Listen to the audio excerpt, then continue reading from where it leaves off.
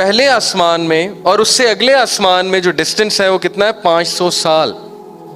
اب یہ 500 سال کس سپیڈ پہ جائیں گے تو لگیں گے واللہ عالم. میرے پاس اس کا کوئی آنسر نہیں، لیکن اللہ کے نبی نے کہا ہے بات ختم. ہمارا فرم بلیو ہے 500 سال. And the one above it is at a distance of 500 years, and between each heaven and the next is a distance of 500 years marching.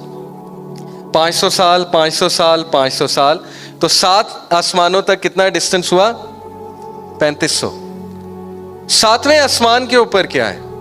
کون بتائے گا؟ کسی کو پتا ہے؟ صحیح بخاری کی حدیث ہے. 7ویں آسمان کے اوپر کیا ہے؟ کرسی. وسع کرسی السماوات والارض. بہت سے لوگ کرسی کو اور عرش کو سیم سمجھتے ہیں، سیم نہیں ہے. اوکے، کرسی ہے. کرسی کیا ہے؟ کرسی کرسی ہے، واللہ اعلم. ہم تعویل نہیں کرتے. کرسی کرسی ہے، اللہ کو پتہ ہے. کرسی کے اوپر کیا ہے؟ 500 سال کی مسافت پہ کرسی کے اوپر پانی. اتنا پانی کہ کائنات میں اتنا پانی نہیں ہے پوری کریشن میں. واٹر. پانی کے اوپر کیا ہے 500 سال پہ؟ ابھی میں نے آپ کو حدیث بتائی. his throne was on water. throne عرش پانی کے اوپر ہے، اور عرش کے اوپر اللہ جل جلالہ اپنی شان کے مطابق، اپنے جلال کے مطابق مستوی ہیں. I cannot say وہ بیٹھے ہوئے ہیں، I cannot say وہ کس کیفیت میں ہیں، واللہ عالم. اس پہ سوال پوچھنا بدعت ہے. بٹ اللہ اپنے عرش پہ مستوی ہے جیسے اللہ کی شان کو لائق ہے. اور اللہ کے عرش کو فرشتوں نے تھاما ہوا ہے.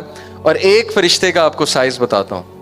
صحیح حدیث ہے، نبی اکرم صلی اللہ علیہ وسلم نے فرمایا کہ وہ ایک اینجل، کیونکہ اللہ کے نبی صلی اللہ علیہ وسلم نے دیکھے ہیں، جس نے اللہ کے عرش کو تھاما ہے، ان میں سے ایک اینجل، اگر ایک پرندہ اس کے ایئر لوب سے، دس از دی ایئر لوب، اگر ایک پرندہ اس کے ایئر لوب سے کندھے تک آئے گا تو اس کو 700 سال لگیں گے اس پرندے کو.